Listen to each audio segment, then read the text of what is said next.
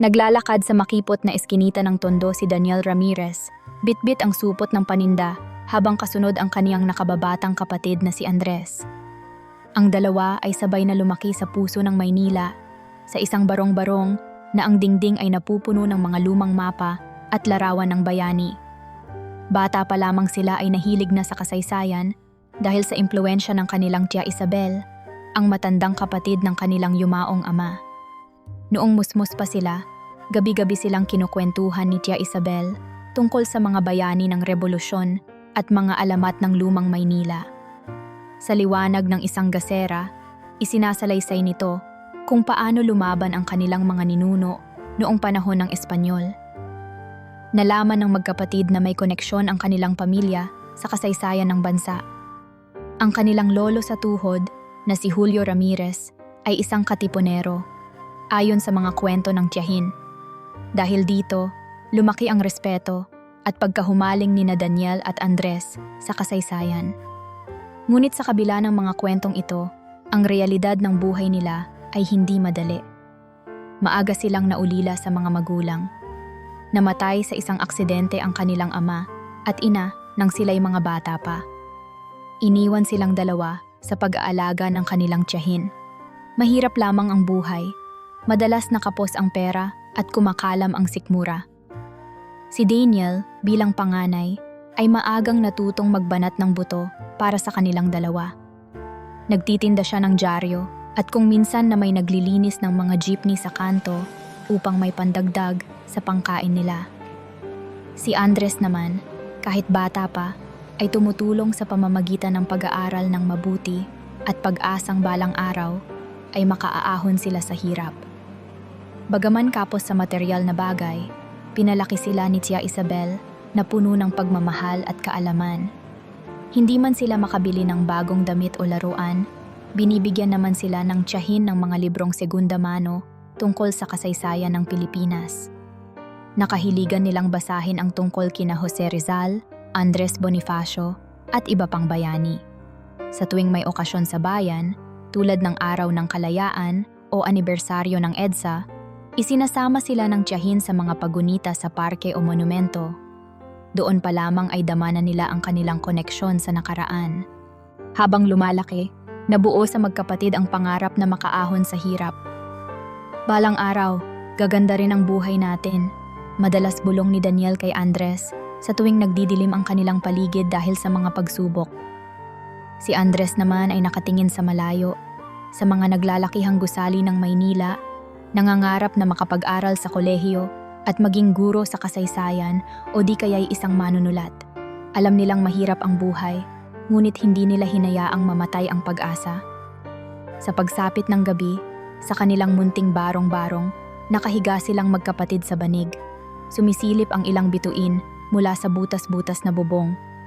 "Kuya," bulong ni Andres, "buti na lang at nandyan si Tia. Kung wala siya, ewan ko na lang kung anong nangyari sa atin." Ngumiti si Daniel at tumango. "Oo, siya ang nagpalaki sa atin. Kailangang suklian natin yon balang araw. Pangako, bubuti rin ang kalagayan natin." Mahina ngunit taimtim niyang sabi. Hindi nila alam na sa katahimikan ng gabing iyon, ang pagmamahal ni Tia Isabel sa kasaysayan ang magiging susi sa pagbabago ng takbo ng kanilang buhay. Ang simpleng buhay na puno ng pangarap ng magkapatid na Ramirez ay unti-unti nang hihipuin ng kapalaran at ng kasaysayan mismo. Hindi nagtagal, kinailangang harapin ng magkapatid ang isa na namang trahedya. Pumanaw si Tia Isabel dahil sa matagal na niyang karamdaman. Labis ang pagluluksa ni Daniel at Andres. Ang tanging naging gabay nila sa buhay ay nawala pa. Sa maliit na burol sa loob ng bahay, nagtipon ang ilang kamag-anak na matagal na nilang hindi nakita. May halong awa at panunuya ang tingin ng ilan sa dalawang ulila habang tahimik na nakikiramay kunwari. Matapos ang libing, nag-usap-usap ang mga kamag-anak tungkol sa naiwan ni Tia Isabel. "Ano ba ang iniwan sa inyo ng tiyahin nyo? May naipon ba siyang pera?" Usisa ng isa nilang tiyahing si Marta na kanina pa kinukutya ang kasimplehan ng burol. Napatingin sina Daniel at Andres sa isa't isa. Ang totoo, wala silang inaasahang malaking mana. Alam nilang salat sa yaman si Tia Isabel. Sa sulok ng sala ay naroon ang iilang gamit ni Tia Isabel, ilang kahon ng libro at isang lumang maleta na yari sa makapal na balat. Ito ang personal na pag-aari ng kanilang tiyahin na matagal nang nakatago sa ilalim ng kanyang kama. Lumapit si Daniel at kinuha ang maleta. Ibinigay ito sa kanila ng abogado ng pamilya matapos basahin ang payak na huling habilin ni Tia Isabel. Para kina Daniel at Andres daw ang lumang maletang ito. Wala nang iba pang ari-ariang naiwang nakapangalan sa kanila. Narinig agad ang mahihinang hagik-hik ng ilang pinsan nila. Iyan lang? Maleta lang ang minana nyo? Natatawang wika ni Miguel, isang nakatatandang pinsan na may kaya sa buhay. Baka naman punong-puno ng ginto yan, ano? Dugtong pa ni Elsa, isa pang kamag-anak na halatang nanunukso. Nagsimula nang magsalita ang iba pa, pabulong ngunit dinig ng magkapatid. Akala ko pa naman kung anong kahon ng kayamanan. Maleta lang pala ng matandang dalaga. Sayang, umasang magkakapera ang mga batang yan. Nilupa wala, maleta pa kaya? Baka damit lang noong panahon pa ng Hapon ang laman niyan. Namula sa hiya si Andres habang buhat-buhat nila ni Daniel ang maleta palabas ng bahay. Nakayuko siyang lumapit kay Daniel at pabulong na nagtanong, "Kuya, ito lang ba talaga ang lahat? Wala man lang bang iniwan si Tia na pera o kahit anong pamana bukod dito?" Napabuntong hininga si Daniel at bahagyang tinitigan ang kupas na maleta. "Ito lang, Andres. Ito lang ang iniwan niya sa atin," sagot niya. Bakas ang lungkot at pagkadismaya sa boses. Paglabas nila sa bakuran, sumunod pa rin ang kantiyaw ng ibang kamag-anak. "Oy Daniel," sigaw ni Miguel mula sa may pintuan. "Kung walang laman yan, pwede mo namang gawing upuan sa bahay niyo." Humagalpak sila ng tawa. Napapikit na lamang si Daniel sa pagkainis, samantalang si Andres ay halos maiyak na sa kahihiyan. Niyakap ni Daniel ang balikat ng kapatid at binilisan nila ang paglakad papalayo. Pagdating sa kanto, huminto si Andres at biglang binitiwan ang hawak na maleta. Kumalabog ito sa semento. "Ano ba ang silbi nito, kuya?" Umiiyak na bulalas ni Andres. "Ni hindi man lang tayo nabigyan ng kaunting perang panggastos. Tapos maleta lang na luma. Anong gagawin natin dito? Basura na yata to." Napakunot noo si Daniel at mabilis na pinulot ang maleta bago pa ito mabasa ng ambon sa daan. "Andres, huwag kang ganyan. Alaala ito ni Tia Isabel." Mahinahong saway niya sa kapatid. Nakita niya ang luha sa mata ni Andres at nauunawaan niya ang bigat ng loob nito. "Alam kong dismayado ka. Ako rin. Pero ibinigay ito sa atin ni Tia. Hindi niya tayo iiwanan ng walang kwenta." Saglit na natahimik si Andres, pinupunasan ang pisngi. Ano nga ba kasi ang mapapala natin dito, kuya? Ni hindi tayo makabayad sa mga utang o sa renta ng bahay." Hinawakan ni Daniel ng mahigpit ang maleta at tumingin kay Andres ng seryoso. "Hindi ko rin alam, pero tiwala ako kay Tia Isabel. Mahilig siya sa kasaysayan. Baka may dahilan kung bakit ito ang iniwan niya sa atin." Huminga ng malalim si Andres at tumango, kahit mabigat ang dibdib. Binuhat niyang muli ang isang dulo ng maleta at tinulungan siyang pasanin ito ni Daniel. "Sige kuya, pag-aaralan natin ito. Sana nga may silbi." Wika ni Andres na may bahagyang pag-asa. Habang naglalakad sila pauwi sa lumang bahay na ngayoy wala na ang kanilang mahal na tiyahin, sumasagi sa isip nila ang masasakit na salitang binitiwan ng mga kamag-anak. Napapailing si Daniel habang inaalala ang mga panghahamak. Subalit sa kabila ng kahihiyan at duda, may kumikislap na munting pag-asa sa kanyang puso. "Bubuksan natin ito pag-uwi," mahina niyang sabi kay Andres. "Tingnan muna natin bago tayo magdesisyon." At sa unti-unting pagpatak ng ambon mula sa kalangitan, sabay nilang dinala ang maleta, ang tanging pamana ni Tia Isabel, na maaaring magdala sa kanila sa daan ng katotohanang hindi pa nila nalalaman. Kinagabihan, sa liwanag ng maliit na lampara sa kanilang barong-barong, marahang inilapag ni Daniel ang lumang maleta sa ibabaw ng kanilang mesang kahoy. Tahimik silang magkapatid na nakatitig dito, kapwa kinakabahan at nasasabik sa maaaring laman nito. "Bubuksan na natin?" tanong ni Andres na tila nag-aalangan pa. Tumango si Daniel at dahan-dahang kinalas ang kalawangin na kandado ng maleta. Sa kaunting pihit ay bumigay ito. Hindi pala nakakalak ng mahigpit. Sumilip ang magkapatid sa loob. Sa pagbukas ng takip, sumingaw ang amoy ng lumang papel at katandaan. Nasilayan nila ang ilang bagay sa loob na maingat na nakabalot sa tela. Unang kinuha ni Daniel ang isang nakabilot na papel na tila dokumento. Kulay dilaw na ang papel sa katandaan at may mga sulat kamay na halatang sinulat gamit ang pluma at tinta. "Ano to?" bulong ni Daniel habang marahang binubuklat ito. Si Andres naman ay may hinugot na isang lumang litrato mula sa ilalim ng tela. "Kuya, tingnan mo to," sabi ni Andres. Inilapit niya ang larawan sa ilaw. Isa iyong itim-puting litrato na kupas na. Makikita ang isang grupo ng kalalakihan na nakasuot ng damit na tila noong panahon ng rebolusyon laban sa Espanya. Bagaman malabo na ang imahe, napansin ni Daniel ang isang mukhang pamilyar. "Andres, parang kahawig ni Lolo Julian yung isang lalaki dito ah." Tukoy niya sa larawan. Tinutukoy ang kanilang lolo sa tuhod na madalas ikwento ni Tia Isabel bilang isang katipunero. Napalunok si Andres. Maaaring totoong nasa litrato ang kanilang ninuno kasama ng ibang revolusyonaryo. Patuloy silang naghalongkat. May nakita pa silang bungkos ng mga sulat na nakatali sa lumang laso. Halos ayaw itong galawin ni Andres sa takot na madurog sa katandaan. Binasa ni Daniel ang nakasulat sa unang sobre. Para kay Julio Ramirez, ang sabi, na ikinagitla nila. "Ramirez, apelido natin yan, kuya," bulalas ni Andres. Nagkatinginan sila. Marahan nilang binuksan ang sobre at kinuha ang sulat sa loob. May petsa itong 1897 at sinulat sa makalumang Tagalog na gamit ang lumang ortografiya.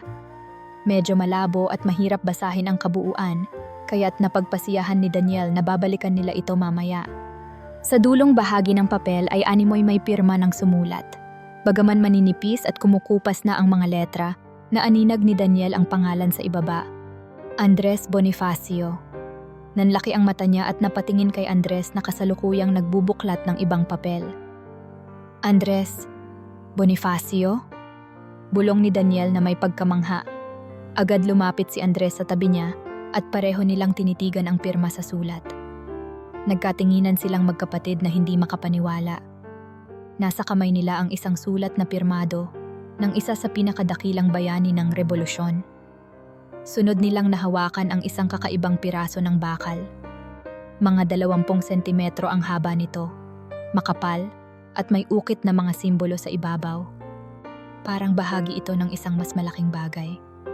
Pinagmasdan ni Andres ang mga ukit. Mukhang bahagi ito ng kung ano, parang palatandaan o susi. Sabi niya, sinusundan ng daliri ang ukit na hugis araw at mga bituin. Sa ilalim ng bakal na iyon ay may nakasalansan pang isang maliit na kahongyari sa kahoy. Binuksan nila ito at tumambad sa kanila ang isang lumang medalya. Bagamat kupas na ang kinang ng tanso nito, mababanaag pa rin ang disenyo. May nakaukit na taon, 1898, at ang mga salitang kalayaan at karangalan na nakapalibot sa isang sagisag na araw at 3 bituin tulad ng nasa watawat ng Pilipinas. Nagkatinginan muli ang magkapatid. Tila medalya ito na ibinigay noong panahon ng rebolusyon, marahil parangal sa mga bayani ng himagsikan. Habang lumilipat ng mga bagay, napansin ni Daniel na may nakadikit sa panloob na takip ng maleta. Isang manipis na lumang mapa na nakalagay sa kalawanging tagpi. Maingat niya itong inalis. Napabuka ang mata ni Andres nang masilayan ang nakaguhit. Ang mapa ay halatang antigong-antigo na. May mga nakasulat na pangalan ng lugar sa wikang Espanyol at may mga markang X at iba pang simbolo. "Kuya, Intramuros yata ito," bulong ni Andres habang sinusundan ng mata ang mga guhit ng kalsada at pader sa mapa. Oo, pamilyar ang anyo ng mga kalsada. Hawig sa lumang plano ng Intramuros, ang makasaysayang walled city sa Maynila. May maliit na pulang simbolo sa isang bahagi ng mapa, malapit sa kung saan naroon ang isang lumang gusali. May nakasulat na maliit na titik sa tabi nito, ngunit hindi nila mabasa dahil kumupas na ang tinta. Sa dami ng kanilang nakita, hindi magkamayaw ang isip ng magkapatid. Si Daniel ay nakatayo na tila nag-iisip ng malalim, hawak ang medalya sa kanyang palad. Samantalang si Andres ay muling sumilip sa mga sulat at sa larawan. "Kuya, parang hindi ito basta-bastang mga lumang gamit lang," sabi ni Andres na may halong paghanga at pagtataka. "Parang napakahalaga nila, lalo na't may pangalan natin sa isang sulat." Tumango si Daniel.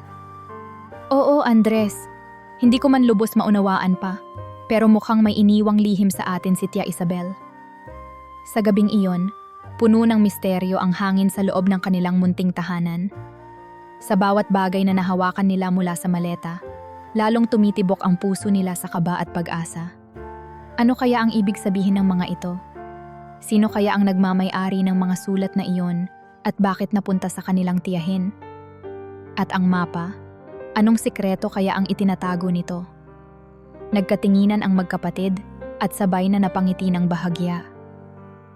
Sa unang pagkakataon, mula nang pumanaw ang kanilang tiyahin, nakaramdam sila ng excitement na matagal na nilang di naranasan. May kutob silang nagsisimula pa lamang ang isang kakaibang pakikipagsapalaran, na ang lumang maletang kanilang pinagtawanan at halos itinapon na kanina lamang ay maghahatid pala sa kanila sa isang paglalakbay tungo sa katotohanan ng kasaysayan.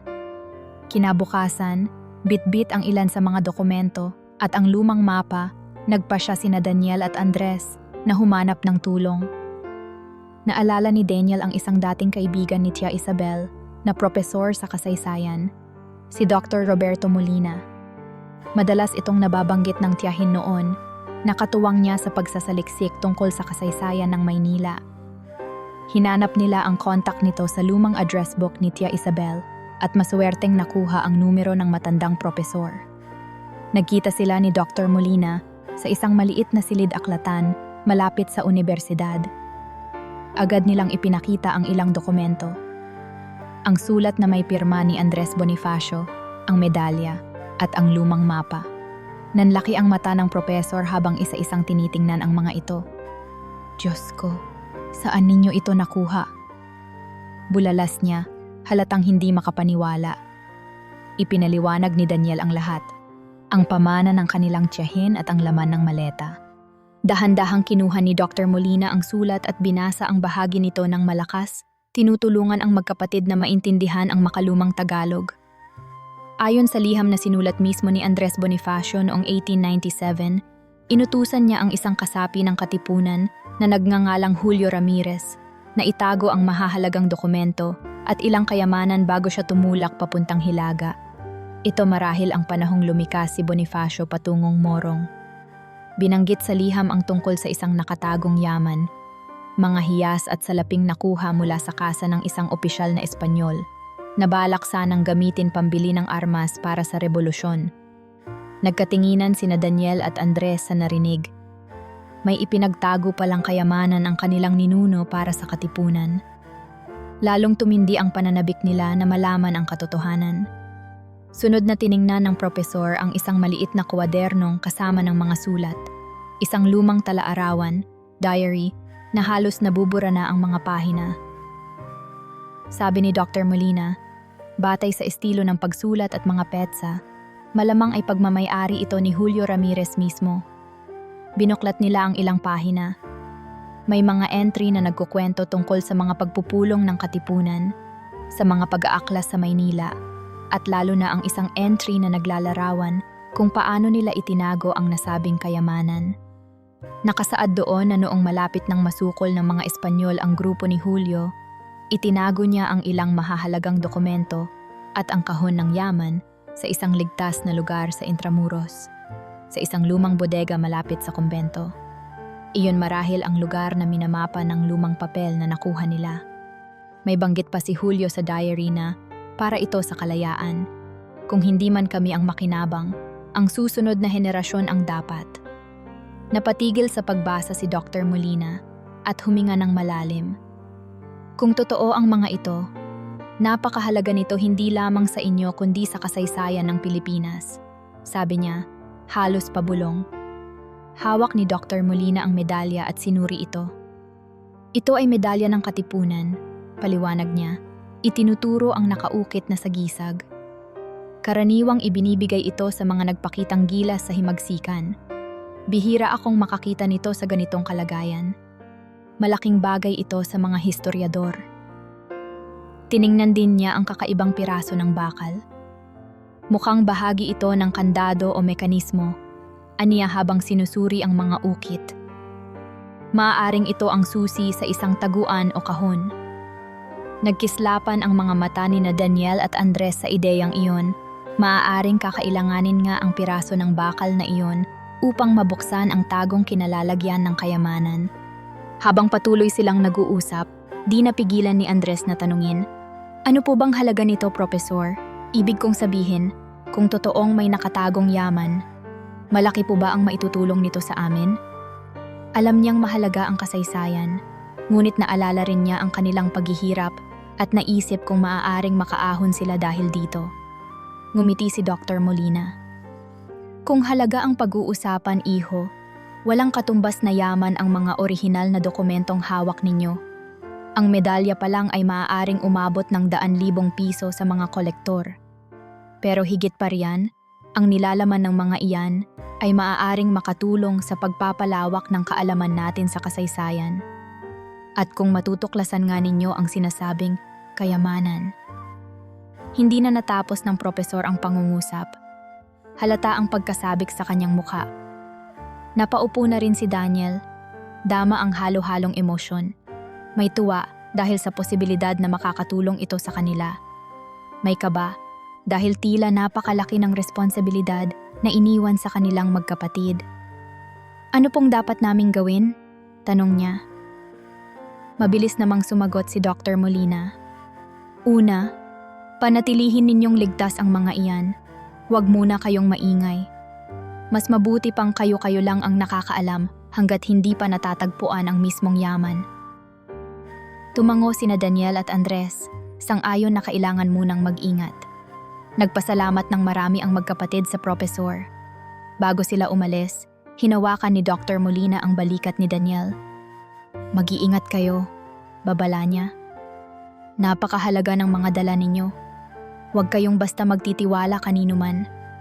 Sabihan ninyo ako kung may kailangan pa kayo. Tutulungan ko kayo sa abot ng makakaya ko." Bitbit ang bagong kaalaman at determinasyon, umalis ang magkapatid mula sa silid-aklatan. Habang naglalakad sa kahabaan ng campus, kapwa sila tahimik na nag-iisip. "Andres, hindi ako makapaniwala. Totoo pala ang mga kwento ni Tia Isabel," sabi ni Daniel na puno ng pagkamangha. "Ang ninuno natin, si Lolo Julio, may tinagong ang kayamanan para sa bayan." Tumango si Andres. "At nasa atin ngayon ang tungkuling yon. Kailangan nating hanapin to, kuya, para sa alaala na rin ni Tia Isabel at Lolo Julio." Habang sumasapit ang hapon, naglalakad silang mag-isa sa isang masikip na eskinita, pauwi sa Tondo. Hindi nila napansin ang isang figurang kanina pa pala, sa malayo'y pinagmamasdan ang bawat kilos nila. Isang lalaki na nakasombrero, nagmamatyag. Habang papasok na sa kanto ang magkapatid, mabilis na nagdial ng numero sa kanyang cellphone ang estrangherong ito. "Boss, tama ang hinala nyo," mahinang sabi nito sa telepono. Nakatingin sa papalayong sina Daniel at Andres. "May hawak na mahalagang dokumento ang mga batang to." "Oo, sigurado ako. Mukhang totoo yung mapa." Sumilay ang isang manipis ng ngiti sa labi ng lalaki bago siya lumakad sa kabilang direksyon. Hindi pa batid ni na Daniel at Andres na sa bawat pag-usad nila tungo sa katotohanan, may iba na palang nagmamasid at nagnanais makuha ang kanilang nadiskubre. Isang umaga, habang naglalakad si Daniel papunta sa maliit na tindahan upang bumili ng pandesal, napansin niya ang isang itim na kotse na ilang araw nang palaging nakaparada malapit sa kanilang kalye. Sa loob nito ay may isang lalaking tila sinusundan ang bawat galaw nila. Kinilabutan si Daniel at binilisan ang hakbang. Alam niyang may hindi magandang nagmamatsyag sa kanila. Pagbalik niya sa bahay, Nadatnan niya si Andres na kausap ang isang estrangherong bisita sa may pintuan. Isang lalaki na nakasuot ng Amerikana, mukhang edukado at may kaya. Agad siyang lumapit sa kapatid. "Magandang umaga po," bati ni Daniel, habang pinapasadahan ng tingin ng bisita mula ulo hanggang paa. Ngumiti ang lalaki. "Magandang umaga, iho. Kayo ba si Ginoong Daniel Ramirez?" tanong nito. Nagkatinginan ang magkapatid at nag-aatubiling tumango si Daniel. "Ako nga po." Nagpakilala ang estranghero bilang Attorney Villanueva, isang abogado na kumakatawan daw sa interes ng isang kilalang negosyante. "May balita kasi kami na kayo raw ay may ilang antigong dokumento at gamit na namana. Interesado ang kliyente ko na bilhin sana ang mga yon." Mahinahong sabi ng lalaki habang nakangiti. Ramdam ni Daniel ang pagbigat ng hangin. Paanong nalaman ng iba ang tungkol sa mga dokumento? Sinulyapan niya si Andres na halatang kabado rin. Pasensya na ho, pero hindi po namin balak ipagbili ang mga iyon. Pamilya po namin ang pinagmulan yon at mahalaga sa amin." Magalang ngunit matatag na tugon ni Daniel. Nagpalitan ng tingin ang abogado at si Andres. "Higit pa sa halaga ng pamilya ang maibibigay namin," ani Attorney Villanueva. "Handa kaming mag-alok ng..." Sabay hugot niya ng isang sobre mula sa kanyang maletin at iniabot kay Daniel. Laking gulat ni Daniel nang makita ang laman. Makapal na bungkos ng tig-1,000 piso. "Down payment pa lang yan. Napag-utusan akong ihandog sa inyo ang halagang iyan kapalit ng maleta at lahat ng laman nito. May kalakip pang mas malaking halaga kapag naibigay na sa amin ang mga dokumento at iba pang bagay." Dagdag ng abogado na nakangisi pa. Kumislot ang lalamunan ni Andres sa nakita. Sa buong buhay nila, ngayon lang sila nakahawak ng ganoon karaming pera. Ngunit bakas din ang pagdududa sa kanyang mukha. Tiningnan ni Daniel ang abogado. "Sino po ba ang kliyente ninyong gusto nitong mga lumang gamit?" tanong niya. Mabilis na sumagot ang lalaki. "Si Ginoong Victor Monteverde. Isa siyang negosyante at kolektor ng mga artifact. Nais lang niyang mapasakamay ang mga yan dahil mahalaga raw sa kasaysayan at handa siyang bayaran kayo ng maayos." Napakagatlabi si Daniel. Alam niyang napakaganda ng alok, ngunit tila may kung anong hindi siya mapalagay. Naalala niya ang babala ni Dr. Molina na huwag basta magtitiwala kanino man tungkol sa kanilang natuklasan. "Ipagpaumanhin ninyo, attorney," anya habang iniaabot muli ang sobre ng pera pabalik sa lalaki. "Pero hindi po talaga namin ito ipinagbibili. Pasensya na po." Nanlaki ang mga mata ni Attorney Villanueva na tila nagulat na tatanggihan nila ang ganoong halaga. Saglit siyang natahimik bago muling nagsalita. Ngayon ay may bahagyang lamig na ang tinig. "Sigurado ba kayo? Sayang ang pagkakataong ito. Bihira kayong makakakita ng ganyang kalaking pera, mga bata. At sa totoo lang, baka naman masira lang ang mga lumang papel na yan kung itatago ninyo. Sa amin, maalagaan yan ng husto." Anya, halatang nagpipilit. Sumagot si Andres, halatang naiinis. "Sabi ng kuya ko, hindi po namin binebenta. Mana po yon ng pamilya namin." Matalim ang tingin na ibinigay ng abogado kay Andres. "Kung mana pala ng pamilya, bakit hindi pa ninyo ibigay sa iba ninyong kamag-anak na mas may kakayahang pangalagaan? Ang alam ko, balak ng iba niyong kamag-anak na ibigay yan sa museo," ani Villanueva na may himig panunumbat. Nagulat sina Daniel. Malinaw na may alam ang estranghero sa nangyayari sa kanilang pamilya. Bago pa man makapagsalita si Daniel, dumukot si Attorney Villanueva ng tarheta sa bulsa at iniabot ito sa magkapatid. "Naiintindihan ko, mahirap para sa inyo ang magdesisyon ngayon. Heto ang card ko. Kapag nagbago ang isip ninyo, tawagan ninyo ako kaagad. Sana bago pa may ibang kumatok sa pinto ninyo na hindi na magtatanong kundi kukunin na lang ang gusto nila." Anya sabay kindat na tila may babala. Isinuksok niya ang sobrang may pera pabalik sa bulsa ng kanyang Amerikana at dahan-dahang tumalikod. "Magandang araw mga iho. Pag-isipan ninyo ang sinabi ko." Pagkaalis ng abogado, ramdam ng magkapatid ang panginginig. "Kuya, paano nila nalaman? Si Dr. Molina kaya? O may nakakita sa atin kahapon? Bulong ni Andres na halata ang takot sa tinig. Umiling si Daniel. Hindi ko alam, pero hindi maganda to. Malinaw na may nagmamatsyag sa atin, sabi niya ng mahina. Hinawakan ni Daniel ang balikat ni Andres. Tama ang sabi niya, Andres. Baka sa susunod, hindi na magtatanong ang susunod na tao. Kukunin na lang nito ang gusto niya. Kinagabihan, nagpa siya ang magkapatid na ilipat ng taguan ang mga dokumento at gamit mula sa maleta. Kinuha nila ang pinakamahahalagang bagay at inilagay sa isang kahon, saka ibinaon sa lupa sa likod ng kanilang barong-barong. Habang naghuhukay, panay ang lingon ni Daniel sa paligid. Sa malayo, sa likod ng poste ng ilaw sa kalye, natatanaw niya ang anino ng isang lalaking nanonood. Tumayo si Daniel at tumitig doon, at ang figura ay mabilis na naglaho sa dilim. Kuya, natatakot ako, amin ni Andres habang tinatapakan ang bagong tabong lupa upang maitago ang kahon. Nilapitan siya ni Daniel at niyakap ng mahigpit. Ako rin, Andres. Pero kailangan nating magpakatatag. Hindi natin pwedeng isuko na lang basta ito. Hindi lang para sa atin to, kundi para kina Tia Isabel at Lolo Julio. Bulong ni Daniel sa kapatid. Nang gabing iyon, halos di makatulog ang magkapatid. Bawat kaluskos sa labas ay kinakapitan nila ng takot na baka may biglang pumasok upang nakawin ang kanilang kayamanan. Sa kabila ng kadiliman, pinilit nilang tibayan ang loob. Alam nilang darating ang umaga, at kasama nito ang panibagong laban para pangalagaan ang kanilang pamana. Makalipas ang ilang araw ng pag-iingat at pag-iisip, napagpasyahan ng magkapatid na hindi na sila maaaring maghintay pa. Hawak ang lumang mapa mula sa maleta at ang piraso ng bakal na posibleng susi, nagpunta sila isang umaga sa Intramuros, ang makasaysayang pader na lungsod sa Maynila. Naisip nila na kung may lugar mang dapat puntahan batay sa mga palatandaan, ito na iyon.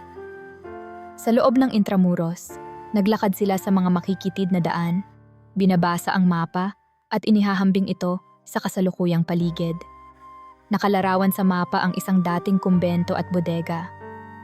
Maraming gusali sa Intramuros ang nasira noong digmaan, ngunit may ilang naibalik at napanatili. Huminto sila sa harap ng isang lumang gusaling bato na bahagyang napabayaan malapit sa isang simbahan. Ito yung hinahanap natin, kuya, bulong ni Andres. Itinuturo ang mapa na tugmang-tugma sa hugis at lokasyon ng gusali sa kanilang harapan. Lumingalinga muna sila upang matiyak na walang nakasunod bago sila pumasok sa loob ng lumang estruktura. Madilim sa loob at amoy amag, tanging mga sinag ng araw mula sa nabasag na bintana ang nagbibigay liwanag. Naglabas ng flashlight si Daniel mula sa bag upang mas mabuti nilang makita ang paligid. Makapal ang alikabok at may mga panikipang nagliliparan sa kisame. Nanginginig si Andres sa halo ng kaba at excitement. Dito ba talaga itinago ni Lolo Julio ang sinasabi sa diary? Bulong niya. Ayon sa diary, malapit sa lumang kumbento, sa isang bodega na may palatandaan ng araw at bituin. Tugon ni Daniel, iniilawan ang mga pader. Sa kanilang paghahanap, napansin nila ang isang ukit sa dingding malapit sa sahig sa pinakadulong bahagi ng gusali. Isa iyong maliit na simbolo na halos natakpan na ng lumot at dumi. Ang hugis ng araw at mga bituin, katulad ng nakaukit sa piraso ng bakal na dala nila. Nanlaki ang mga mata ni Andres. Kuya, ito nga yun! Bulalas niya. Lumuhod si Daniel at maingat na ikinabit ang piraso ng bakal sa uka na tila hugis padlock. Sakto ang pagkapasok nito, parang susi sa kandado. Sabay kinapitan ng matinding nerbiyos ang magkapatid. Dahan-dahang pinihit ni Daniel ang bakal. Sa unay ayaw gumalaw, ngunit di nagtagal ay narinig nila ang isang click. Biglang umalog ang bahaging iyon ng pader. Magkasamang itinulak ni na Daniel at Andres ang mabigat na tipak ng bato at unti-unti itong umusod, nagpapakita ng isang tagong lagusan sa ilalim ng sahig patungo sa isang maliit na silid sa ilalim ng gusali. Halos hindi makahinga sa pananabik ang magkapatid habang bumababa sa makipot na hagdan papasok sa loob. Sa pagpasok nila, tumambad sa liwanag ng flashlight ang isang maliit na silid na puno ng agyo. Sa gitna nito ay may isang lumang baul na yari sa kahoy na nababalutan ng bakal ang mga gilid. Ang puso ni na Daniel at Andres ay kumakabog sa kaba. Lumapit sila rito at sinubukang buksan ang takip. Nakalak pa rin ito ng kalawanging padlock. Subalit sa kabutihang palad, ang susi ring dala nila ay umakma sa lumang kandado. Isang pihit pa at tuluyang nabuksan ang pinagtataguan na kay tagal nang nakatago. Sa loob ng baul ay may nakapatong na isa pang binalumbong tela. Maingat itong inalis ni Daniel at nang buksan, tumambad ang kislap ng ilang piraso ng lumang alahas at mga baryang ginto. Napasinghap si Andres. "Kuya, totoo ang kayamanan," halos pabulong niyang sabi. Sa ilalim ng mga alahas, may nakaipit na mga dokumento at aklat. Kinuha ni Andres ang isang makapal na dokumento at sa pagbungad pa lang ay nakita niya ang titulong nakasulat sa Kastila. Acta de Tejeros? Mahina niyang binasa, di sigurado. Si Daniel naman ay may hinango pang isa, isang lumang sulat na may pirma ni Emilio Jacinto. Napaupo silang magkapatid sa lapag, halos hindi makapaniwala sa kanilang natuklasan. Habang abala sila sa pagsilip sa mga nilalaman ng baul, isang tinig ang bumasag sa katahimikan sa likuran nila. Hindi ako makapaniwala. May nakakita rin sa wakas. Wika ng isang matandang lalaki. Agad na palingon sina Daniel at Andres. Sa may bukana ng silid, nakatayo ang isang matandang lalaki na may tanganding ilaw. Agad tumayo ang magkapatid, inilapit ang flashlight upang maliwanagan ang mukha ng nagsalita. Siya ay may edad na, nakasuot ng simpleng polo at kupas na pantalon at may bitbit na ilang papel at kwaderno. "Sino po kayo?" tanong ni Daniel, bahagyang humarang kay Andres sa pag-aakalang baka isa itong bantay o mas masahol. Baka isa pang nais umagaw ng kanilang nadiskubre. Ngumiti ang matanda at lumapit ng dahan-dahan. Itinaas ang isang kamay tanda ng mapayapang hangarin. "Ako si Mang Turing," pakilala niya. "Isa akong mananaliksik at matagal ng tagapag-ingat ng museyong malapit dito. Pasensya na kung nasundan ko kayo. Nakita ko kasi kayong pumasok dito at tila may hinahanap." Napalunok si Andres. "Matagal na po ba kayong nariyan?" tanong niya. Tumango ang matanda. "Sapat para marinig na Julio Ramirez ang lolo ninyo," sabi ni Mang Turing habang nakangiti. "Kanina pa ako sa kabila ng pader nang marinig ko ang mga pangalan at usapan ninyo. Hindi ko akalaing may kinalaman kayo sa pamilyang Ramirez na matagal ko nang sinasaliksik." Nagulat ang magkapatid. "Kilala niyo po ang pamilya namin?" usisa ni Daniel. Marahang tumango si Mang Turing. "Hindi personal, ngunit sa dokumento at kasaysayan, oo. Isa akong historiador na ang espesyalisasyon ay ang kasaysayan ng Maynila at ng Katipunan. May nabasa ako noon tungkol sa isang nawawalang kayamanan at mga dokumento, at nabanggit doon ang pangalang Julio Ramirez." Nagkatinginan sina Daniel at Andres. Mula sa bulsa ay inilabas ni Daniel ang isa sa mga liham na dala nila bilang patunay. "Apo po kami ni Julio," mahina niyang sabi. Kumislap ang mata ng matanda. "Alam ko, at kilala ko rin ang tiyahin ninyong si Isabel," anitong ikinagulat lalo ng magkapatid. "Noong bata pa ako, nakilala ko siya sa isang pagtitipon ng mga historiador. Binanggit niya sa akin na may itinatagong lihim ang pamilya ninyo, isang bagay na ipinagkatiwala ng inyong ninuno sa susunod na salinlahi." Napamaang si Andres. "Si Tia Isabel alam niya?" Tumango si Mang Turing. "Alam niyang may kayamanang naitago, ngunit hindi niya nahanap sa buong buhay niya. Kaya ang tanging niyang nagawa ay itago ng mabuti ang mga pahiwatig, ang maleta at ang laman nito na ipinasa niya sa inyo." Dama ng magkapatid ang init ng luha sa kanilang mga mata sa pagkaunawang isinakripisyo ng tiyahin nila ang buong buhay nito upang mapangalagaan ang lihim na ito para sa kanila. Lumapit si Mang Turing sa baul at tiningnan ang nilalaman. "Nakikita ninyo ba ito?" Itinuro niya ang mga dokumento. "Ang Acta de Tejeros."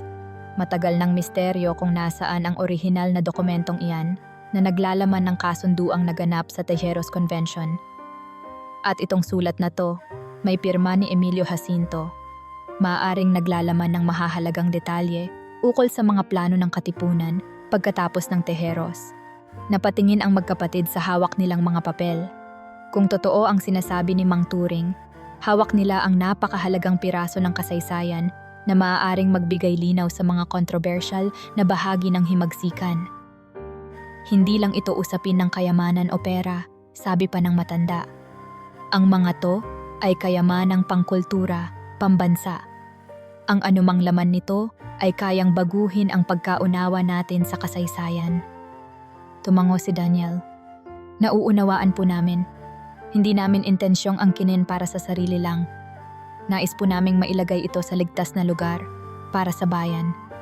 Nakangiting tumango si Mang Turing. Mabuti kung ganoon, pero mag-iingat kayo. Siguradong hindi lang kayo ang may alam nito. May mga tao na ang tingin sa mga ito ay pera at kapangyarihan lamang. Saglit siyang sumilip sa bungad ng silid na patuloy na bukas. Dapat na ninyong isara muli ito at umalis na tayo bago pa man may ibang dumating. Mabilis na nagpasya ang magkapatid. Ibinalik nila sa baul ang mga dokumento at alahas, maliban sa ilang papel na isinilid nila sa bag ni Daniel bilang ebidensya at upang pag-aralan pa. Muling nilock ang baul at isinara ang lihim na silid tulad ng dati. Binalik din ni Daniel ang batong nagsisilbing pinto sa lagusan. Tumulong si Mang Turing sa kanila at siniguradong hindi halata ang tagong pintuan. Nang nakalabas na silang tatlo mula sa gusali, muling tumambad ang sikat ng araw sa Intramuros. Huminga ng malalim ang magkapatid, tila noon lang ulit nakalanghap ng maayos. Salamat po sa tulong ninyo, wika ni Andres kay Mang Turing. Kung wala kayo, mas delikado sana kami. Umiling ang matanda. Ako ang dapat magpasalamat. Natuloy rin ang naudlot kong pag-aaral dahil sa inyo. Tara na, ituloy natin ang usapan sa mas ligtas na lugar. Nagkasundo silang magkita kinagabihan sa isang tagong kainan sa Maynila upang pag-usapan ang mga susunod na hakbang. Habang naglalakad palayo sa lumang gusali, naramdaman muli ni na Daniel ang di mapakaling pakiramdam na sila'y sinusundan. Lumingon si Daniel at sa di kalayuan, nakita niya ang anino ng isang lalaking nakatayo sa lilim ng isang arko, nakamasid. Huminto si Daniel at tumitig doon, ngunit mabilis itong nawala sa paningin. Kuya, okay ka lang? Tanong ni Andres. Oo, umalis na tayo, dali. Sagot niya. Alam nilang tumatakbo ang oras at kailangang maunahan nila ang kung sino mang humahabol sa kanila. Ang lumang Intramuros ay muling naging saksi sa isang lihim ng kasaysayan at ang magkapatid na Ramirez ay handang harapin ang susunod na kabanata ng kanilang pakikipagsapalaran. Kinagabihan, nagtipon sina Daniel at Andres, kasama si Mang Turing at si Dr. Molina sa isang tagong maliit na karinderya sa Maynila. Pinili nila ang mesa sa pinakaloob, malayo sa ibang mga parokyano, upang mapag-usapan ng lihim ang mga natuklasan. Nakalatag sa harapan nila ang ilang sipi ng dokumentong kinuha mula sa baul sa Intramuros. Ang Acta de Tejeros, isang liham na pirmado ni Emilio Jacinto, at ilang pahina mula sa talaarawan ni Julio Ramirez. Habang hawak ni Dr. Molina ang Acta de Tejeros, hindi niya mapigilang manginig. Matagal nang pinagtatalunan ng mga historiador kung nasaan ang orihinal ng dokumentong ito, aniya. Kung totoo ito, napakahalaga nito. Ito ang naglalahad ng mga nangyari sa Kombensyon ng Tejeros noong 1897. Ang pagpupulong na nagdulot ng alitan kina Bonifacio at Aguinaldo. Pinunasan niya ang gilid ng mata, tila naiiyak sa tuwa. Maaaring narito ang detalyeng hindi natin alam. Baka may nakasaad dito na magbabago sa pagkakakilala natin sa ating mga bayani. Si Mang Turing naman ay binabasa ang liham ni Emilio Jacinto. Inilapit niya ang nakasulat sa ilaw at binigyang buhay ang mga salitang sumulat. Ang sulat na ito, paliwanag niya, ay mukhang isinulat noong 1898 pagkatapos mamatay si Bonifacio. Nakapangalan ito kay Julio Ramirez. Tiningnan ng magkapatid ang matanda, sabik na marinig ang nilalaman. Nag-clear ng lalamunan si Mang Turing at binasa ang bahagi ng liham sa Tagalog.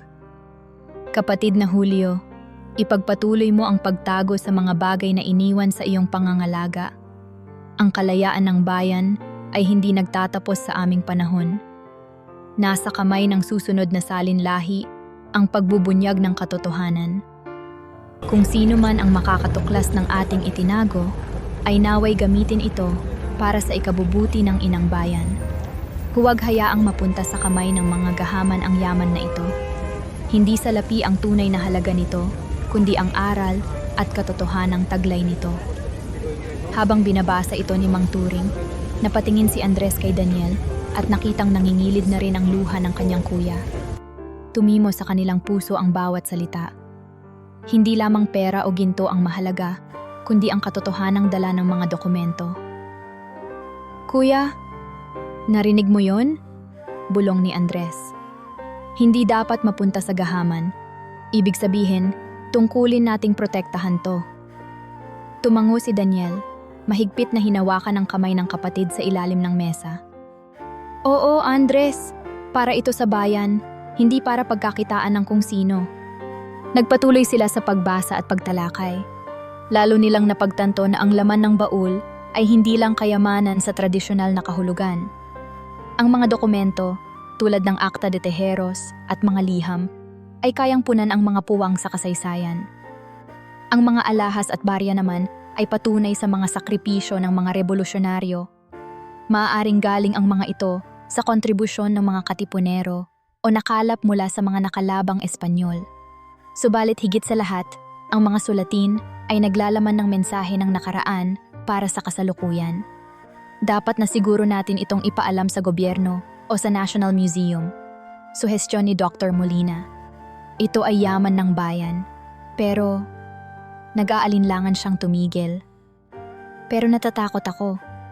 Kapag naging opisyal na usapan ito, baka may mga tao sa pamahalaan na gustong angkinin ang kredito o kaya'y itago ang ilan sa mga natuklasan para sa sariling interes. Sumingit si Mang Turing. Tama. Lalo pa at may nambabantang negosyante na interesado. Kung may connection siya sa matataas na opisyal, baka maagaw lang ito sa inyo nang hindi na lumalabas ang buong katotohanan. Napaisip ang magkapatid. Ayaw nilang matulad ang kanilang paghihirap sa wala, na magsakripisyo sila para sa katotohanan, tapos sa huli ay iba ang makinabang o kaya'y balewalain lamang ang pinagbuwisan ng buhay ng kanilang mga ninuno. Ano po bang maipapayo ninyo? Tanong ni Daniel sa dalawang historiador. Nagkatinginan si Dr. Molina at Mang Turing. Kailangang mailathala ito sa publiko o mabigyan ng malawakang atensyon bago pa man may makapagtakip nito, sabi ni Dr. Molina. Ang media ay maaaring gamitin. Kung mailalabas natin ang kwentong ito sa mga pahayagan o telebisyon, magiging mahirap na itago o nakawin ang mga bagay na ito nang hindi napupuna. Tumango si Andres. May kakilala ako, kuya. Di ba si Kuya Ramon, yung dating kaklase nyo, nagtatrabaho sa isang dyaryo? Napakurap si Daniel. Biglang naalala ang isang kaibigang naging reporter. Oo, si Ramon Ilustre. Nasa field siya ng investigative journalism. Pwede nating ilapit sa kanya. Ngunit bago pa man sila makapagbuo ng konkretong plano, biglang napatigil si Mang Turing at sumenyas na manahimik. Napansin niyang natigil ang ingay ng ibang mga kumakain sa karinderya. Tila ba biglang nabalot ng katahimikan at tensyon ang paligid. Sumunod sina Daniel at Andres sa kanyang tingin. Sa pintuan ng karinderya ay may 3 lalaking kakapasok lang. Matitipuno sila, nakaitim na jacket, at malilikot ang mga mata na animoy may hinahanap. Agad kinutuban si Daniel. Andres! Mahina niyang bulong sa kapatid habang kinukuha ang bag na naglalaman ng mga dokumento. Maghanda ka. Tumayo si Dr. Molina upang salubungin sana ang mga lalaki, kunwari magbabayad sa counter, ngunit tinulak siya ng isa sa kanila at dumiretso ang mga ito sa kinaroroonan ng magkapatid. Nasaan ang mga dokumento? Malamig na tanong ng nauna sa 3. Ang mukha nito'y may peklat sa kaliwang pisngi. Nagkatinginan sina Daniel at Andres, hindi agad makasagot. Lumapit ang lalaking may peklat kay Daniel at biglang hinablot ang bag sa kanyang balikat. "Ito ba yon?" Mariing tanong nito. Napahawak si Daniel sa bag at pilit na hinihila pabalik. "Bitawan niyo to!" sigaw ni Daniel. Tumayo si Andres upang tulungan ang kuya niya. Subalit mabilis na naiharang ng pangalawang lalaki ang braso niya, inipit siya sa upuan. Nagpanik ang mga customer sa karinderya at nagsitakbuhan palabas. Pero ang isang tauhan ng negosyante ay pumigil sa sino mang makalapit. "Walang makikialam, buhay niyo ang kapalit," sigaw ng isa pang lalaki habang naglabas ng patalim. Dahilan upang magsigawan ang mga tao at magunahan sa paglabas dahil sa takot. Nakaramdam ng matinding takot sina Daniel at Andres, ngunit hindi sila papayag na basta makuha ng mga ito ang kanilang dalang dokumento. "Andres, tumakbo ka!" sigaw ni Daniel sabay tulak sa kapatid palayo sa lalaking umaalalay dito. Sa isang iglap ay nagkagulo. Napatakbo si Andres patungo sa likod ng karinderya kung saan naroon ang kusina. Si Mang Turing naman ay inihagis ang hawak na upuan sa isang tauhan upang maantala ito. "Habulin ang bata!" sigaw ng lalaking may peklat. Bitbit pa rin ang bag ni Daniel na naglalaman ng mga dokumento. Nagpumiglas si Daniel at sa di inaasahan ay nasuntok niya sa panga ang lalaking may peklat. Napaatras ito at nabitawan saglit ang bag. Mabilis na dinampot iyon ni Dr. Molina at ibinato papunta kay Mang Turing na noon ay papalabas na ng pinto patungong kusina, kasunod ni Andres. Nakahugot ng baril ang isa sa mga tauhan at pinaputukan ang kisame. "Putang ina! Huwag niyong hayaang makatakas sila!" sigaw nito. Nagdilim ang sitwasyon. Nagtatakbuhan ang mga staff sa kusina, nababasag ang pinggan at umalingasaw ang amoy ng pulbura mula sa putok ng baril.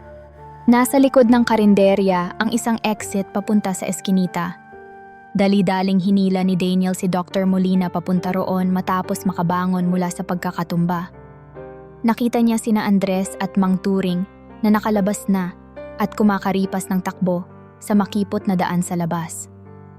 Humabol si Daniel habang naririnig sa likod ang mga sigaw ng mga humahabol. "Hindi kayo makakatakas!" Sa gitna ng kaguluhan, nakuha ng lihim na grupong iyon ang ilang papel na nalaglag sa sahig, ngunit hindi ang buong bag na naglalaman ng karamihan sa dokumento. Habang patakbo sa madilim na eskinita, ramdam ng magkapatid ang mabilis na tibok ng puso at takot na bumabalot sa kanila. Sa likod nila, maririnig ang papalapit na yabag ng mga humahabol. Habol ang hininga, nagtanong si Andres. "Kuya, anong gagawin natin?" Mahigpit na hinawakan ni Daniel ang bag sa kanyang dibdib. "Kailangan nating humingi ng tulong. Kay Ramon, sa media. Ngayon na," tugon niya. At sa likod ng kanilang isip, alam nilang ang laban para sa katotohanan ay lalo pang tumitindi. Humahagibis ang takbo ni na Daniel, Andres, Mang Turing at Dr. Molina sa makitid na eskinita, habol ang hininga at kaba. Ilang kanto pa ang kanilang niliko hanggang sa nagdesisyon si Mang Turing na humiwalay upang lituhin ang mga humahabol. "Magkita-kita na lang tayo sa dati nating napag-usapan," sigaw niya bago kumalas ng takbo sa ibang direksyon. Si Dr. Molina na may sumabay kay Mang Turing upang tulungan siyang iligaw ang mga humahabol. Sina Daniel at Andres ay nagpatuloy sa pagtakbo hanggang marating nila ang isang mas mataong kalsada. Halo-halo ang mga tao at sasakyan, at doon sila panandali ang sumiksik sa isang grupo ng mga naglalakad. Kapwa hingal na hingal ang magkapatid. Napatingin si Daniel sa paligid, naghahanap ng kahit anong pamilyar na lugar o tao. Naalala niya ang usapan nila kanina lang. Kailangang tawagan si Ramon, ang kaibigan nilang journalist. Dali-daling kinuha ni Andres ang kanyang lumang cellphone na nanginginig pa ang kamay at tinawagan si Ramon Ilustre. "Kuya Ramon, tulungan mo kami," sambit niya agad pagkasagot pa lamang ng boses sa kabilang linya. "Delikado kami ngayon, kailangan naming magtago." Mabilis namang sumagot si Ramon, bagaman halatang nagulat sa tawag. "Andres, anong nangyayari?"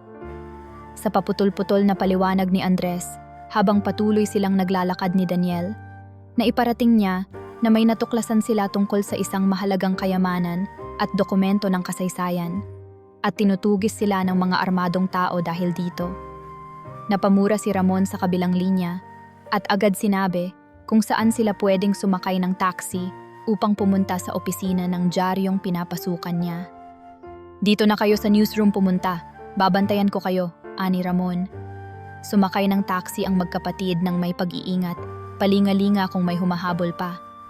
Sa kabutihang palad ay naiwanan nila ang mga goons at nakarating sila sa tanggapan ng Manila Chronicle, kung saan editor si Ramon para sa investigative section.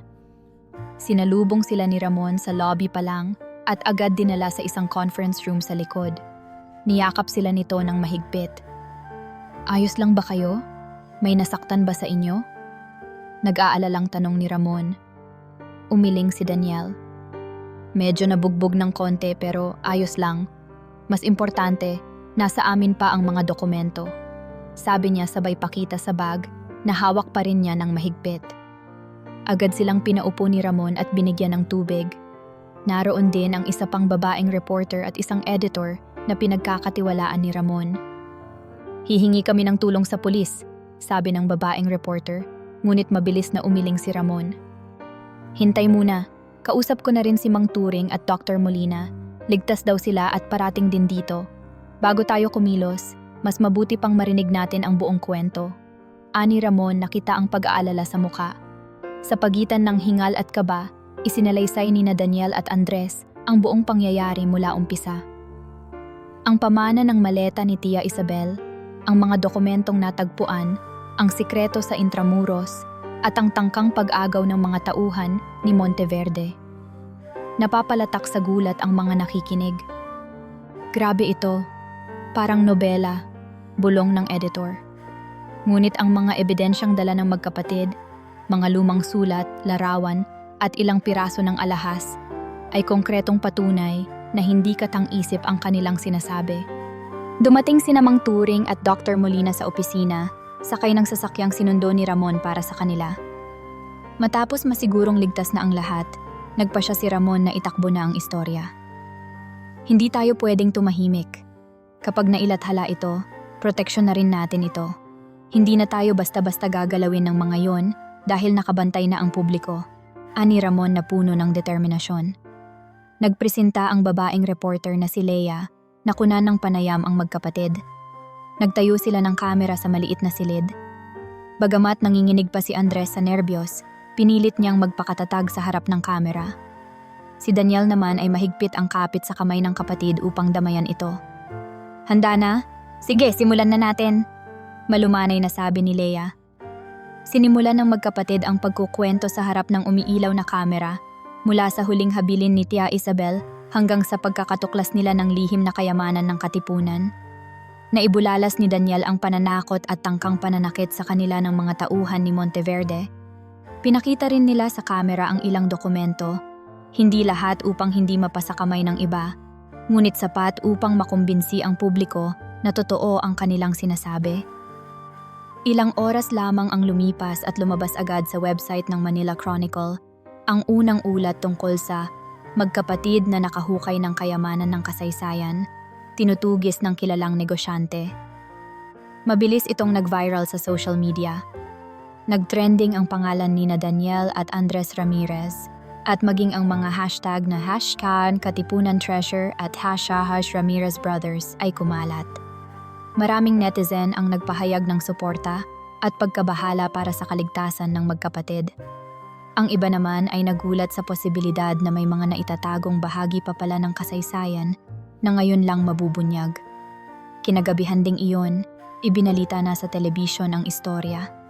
Nakapanayam ng bahagya si Ramon sa isang newscast at kanyang sinabi, "Nasa pangangalaga ngayon ng aming newsroom ang magkapatid na Ramirez at ang ilang makasaysayang bagay na kanilang natuklasan. Nakipag-ugnayan na rin kami sa kinauukulan para sa kanilang proteksyon."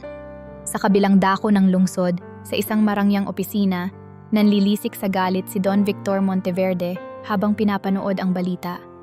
Tumalsik ang baso ng alak na hinagis niya sa pader. "Mga walang muwang!" Sigaw niya sa kanyang tauhan na nasa silid din. "Bakit hinayaan ninyong makatakas sila? At ngayon, buong bayan na ang nakatingin." Nanginginig naman sa takot ang tauhan. Pasensya na po, Don Victor. Hindi po namin inakala na maglakas loob silang lumapit sa media. Anya. Napasuntok si Monteverde sa mesa. Alam niyang kapag nakialam na ang publiko at pamahalaan, mas mahihirapan siyang angkinin para sa sarili ang kayamanang matagal na niyang pinaghahanap. Hindi pa rin ako susuko. May impluwensya ako. May paraan pa para makuha ko ang gusto ko. Anya habang nakatitig sa TV kung saan makikita ang litrato ni na Daniel at Andres Ramirez. Samantala sa newsroom ng Chronicle, nakahinga na ng maluwag ang lahat. Bagamat nasa panganib pa rin ang sitwasyon, malaking ginhawa para sa magkapatid na alam na ng madla ang kanilang pinagdadaanan. Dumating ang ilang pulis at security na naghandog ng proteksyon sa kanila, sa utos na rin ng ilang opisyal na nakapanood ng balita. Inihatid ang magkapatid sa isang ligtas na lokasyon sa pangangalaga ng pulisya para doon pansamantalang manatili. Kasama nila sina Ramon, Mang Turing at Dr. Molina na hindi sila iniwan. Habang nasa safe house, tahimik na naupo sina Daniel at Andres sa isang sulok. Sa unang pagkakataon mula nang nagsimula ang lahat, nakaramdam sila ng tunay na kaligtasan. Kuya, tapos na ba ang lahat? Tanong ni Andres, halatang pagod. Inakbayan siya ni Daniel. Malayo pa, Andres, pero hindi na tayo nag-iisa. Kasama na natin ang buong bayan sa laban na to, sagot niya ng may bahagyang ngiti. At sa gabing iyon, dahan-dahang sumisilip ang liwanag ng pag-asa. Ang katotohanan ay nailantad na sa publiko, at hindi na ito madaling mabubura ni numan. Ngunit alam nilang nalalapit na rin ang huling yugto ng kanilang pakikipagsapalaran, ang paghaharap nila sa taong nais bawiin ang katotohanang iyon para sa pansariling interes. Makalipas ang isang araw, isang opisyal na grupo mula sa National Historical Commission at National Museum ang nakipag-ugnayan kina Daniel at Andres. Kasama ang kapulisan at ilang media, nagpunta sila sa Intramuros upang formal na kunin ang mga natatagong kayamanan at dokumento. Nang gabing iyon, bago sila tumulak, saglit na dinalaw sina Daniel at Andres ng ilang kamag-anak sa safe house sa pangunguna ni Tia Marta at pinsan nilang si Miguel. Mapapansing halata ang pagbabago ng tono ng kanilang mga kamag-anak. Si Tia Marta, na dati nanunudyo, ngayon ay nakangiti at halos di magkamayaw sa pagyakap sa dalawa. Ay mga apo, napakalaki ng ipinagmamalaki namin sa inyo. Anya habang kunwaring pinapahid ang luha sa mata. Sinong mag-aakala na ang pamilya pala natin ang makakatuklas ng ganyang kayamanan sa kasaysayan? Si Miguel naman ay nakangiti ring bumate. Uy, pinsan, pasensya na sa mga nasabi ko nun ha. Alam mo naman, nagbibiro lang ako. Ayos to sikat na kayo. Baka naman, hehehe. Pabirong sabi niya na may pahaging, wari nagtatanong kung magkakaroon ba sila ng parte sa biyaya. Nagkatinginan sina Daniel at Andres. Naiintindihan nilang ngayon lamang lumalapit ang mga kamag-anak dahil sa balita. Bagamat may konting kirot pa rin dahil sa nangyari noon, maluwag sa kanilang kalooban na huwag nang palakihin pa ang issue. Salamat po, Tia. Mahinahong sagot ni Daniel. Sana po ay maipagmamalaki niyo kami hindi dahil sa yaman, kundi dahil sa nagawa naming tulong sa kasaysayan. Napangiti ng bahagya si Andres at pabirong kinurot sa tagiliran si Miguel. Ikaw talaga, Kuya Miguel. Dapat pala sinama ka namin sa Intramuros para nahulugan ka ng paniki doon. Biro niya. Nagtawanan sila at nabasag ng kaunti ang tensyon. Kahit paano, sa sandaling iyon ay nabura ang ilang alitan sa pamilya. Kinabukasan, sa loob ng lumang gusali sa Intramuros, muling binuksan ni na Daniel ang tagong lagusan sa tulong ng 2 tauhan ng museo at mga pulis. Kasama nila sina Dr. Molina, Mang Turing at Ramon na kumakatawan sa media. Marahan nilang inilabas ang lumang baul mula sa kinalalagyan nito. Lahat ay napahinto at napalunok ng buksan ito at tumambad ang laman. Kumikinang na mga alahas at lumang baryang ginto na talaga namang may halaga at higit sa lahat ang mga dokumento at sulating maingat na nakabalot. Agad na sinuri ng mga kinatawan ng National Museum ang mga ito. Ang direktor ng museo na naroon ay halos mangyak-ngiyak sa tuwa. Napakahalaga ng mga bagay na ito. Ang mga dokumentong ito ay walang katumbas na halaga. Mas mahalaga pa sa ginto para sa ating kasaysayan, wika niya. Pinakita niya sa mga kamera ang Acta de Tejeros at ang iba pang liham.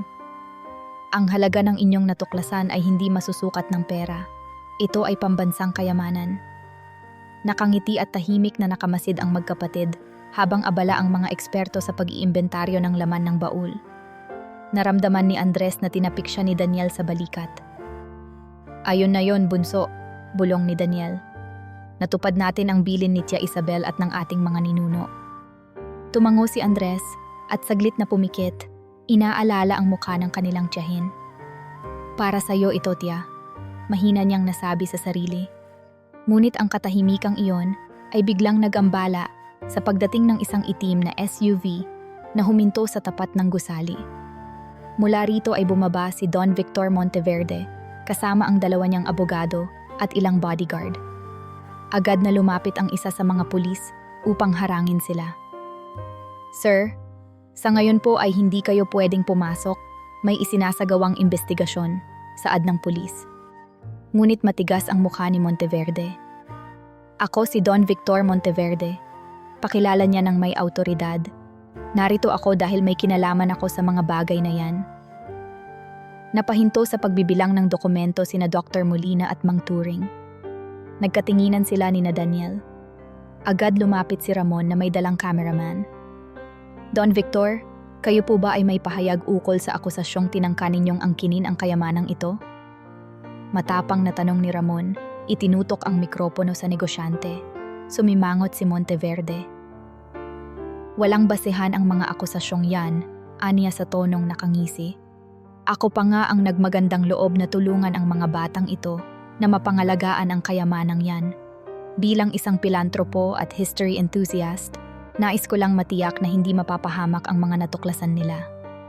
Halos manlaki ang mata ni Andres sa narinig na pagbabaligtad ng kwento.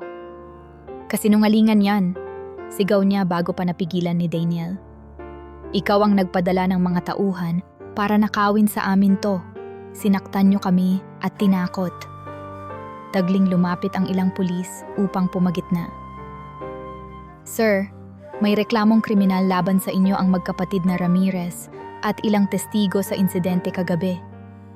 Autoritaryong sabi ng isang nakataas na opisyal ng pulisya kay Monteverde. Kailangang sumama kayo sa presinto para sa ilang katanungan. Nagulat si Monteverde. Ano? Ha? Mga walang kwentang palabas ito. Galit niyang tugon. Tinangka ng kanyang mga abogado na makipagtalo, subalit nang makita ng negosyante na napapalibutan na sila ng media at mga alagad ng batas, napagtanto niyang wala na siyang ligtas na paraan para maisalba ang kanyang reputasyon sa sandaling iyon. Hindi pa tayo tapos, madiing bulong ni Monteverde kay Daniel habang inaalalayan siya ng pulis palayo. Dumilim ang mukha ni Daniel at sumagot ng diretsahan. Tapos na po, Don Victor. Mana namin ito na para sa bayan, hindi para sa inyo. Nang isinakay na ng mga pulis si Monteverde sa patrol car, humihiyaw ang ilang media at kinunan siya ng video at larawan habang nakakaposas ang mga kamay. Ito ang naging hudyat ng pagbagsak ng makapangyarihang taong minsang nangutya at nanindak sa magkapatid. Sa loob ng gusali, nagpatuloy ang dokumentasyon sa mga natagpuang yaman. Isa-isang inilagay ang mga ito sa matitibay na kahong siselyuhan at dadalhin sa National Museum. Bawat isang alahas at baryang ginto ay tinantiya. Lumabas sa paunang estima na ang mga ito ay nagkakahalaga ng ilang milyon sa kabuuan. Ngunit higit pa roon, ang mga dokumentong tulad ng Acta de Tejeros, mga liham ni na Bonifacio at Jacinto, at ang talaarawan ni Julio Ramirez ay itinuturing na priceless o walang katumbas na yaman. Lumapit ang direktor ng National Museum, kina Daniel at Andres. Taos puso kaming nagpapasalamat sa inyong magkapatid. Dahil sa inyo, muling mabubuhay ang interes sa kasaysayan at mas mauunawaan ng mga Pilipino ang bahaging ito ng nakaraan, wika niya. Iniabot niya ang kamay at nag-abot kay Daniel ng isang sobre. Ito ay munting pasasalamat mula sa aming institusyon at sa pamahalaan bilang pabuya sa inyong katapatan at pagsisikap. Nagulat sina Daniel at Andres nang mabuksan ang sobre. Naglalaman ito ng isang sertipiko ng pagkilala at balita na bibigyan sila ng pamahalaan ng gantimpalang salapi at scholarship grant para maipagpatuloy ni Andres ang pag-aaral. Napatulala si Andres, sabay tingin kay Daniel na baka sa mukha ang saya at pasasalamat.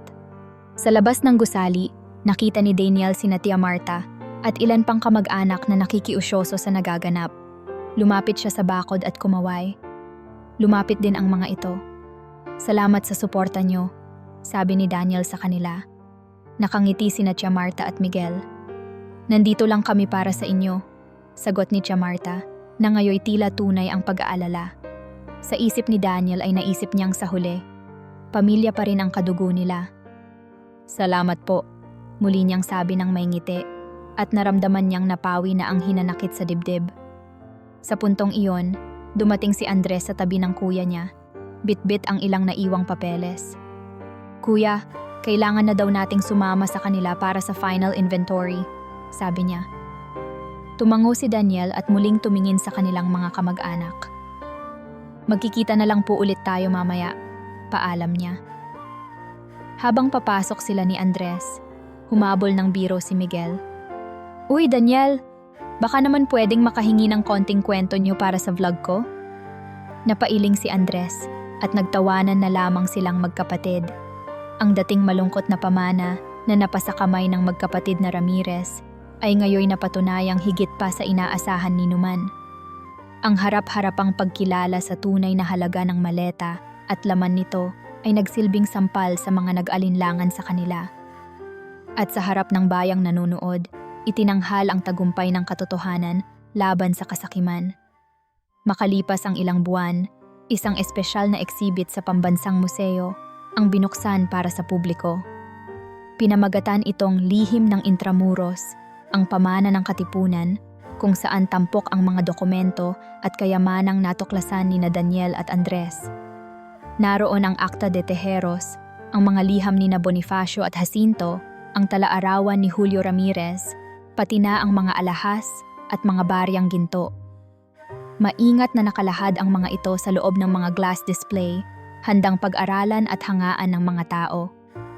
Sa araw ng pagbubukas ng exhibit, inimbitahan bilang mga panauhing pandangal sina Daniel at Andres Ramirez. Suot ang maayos na barong Tagalog na bigay ng pamahalaan para sa okasyon.